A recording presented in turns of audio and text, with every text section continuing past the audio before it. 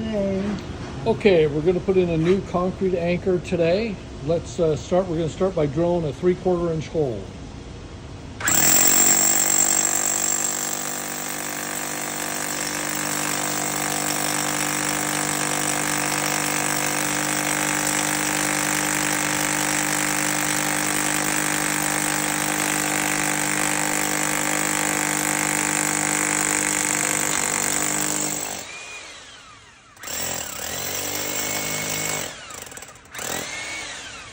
Fine.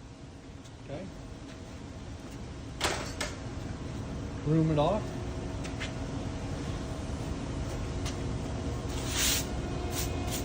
Okay. We're going to install the anchor.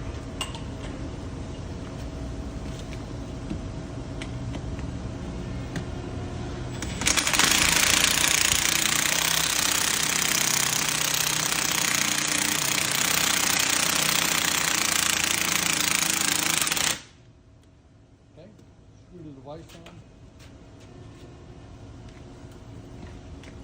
Wipe off the area. Yep, that's it.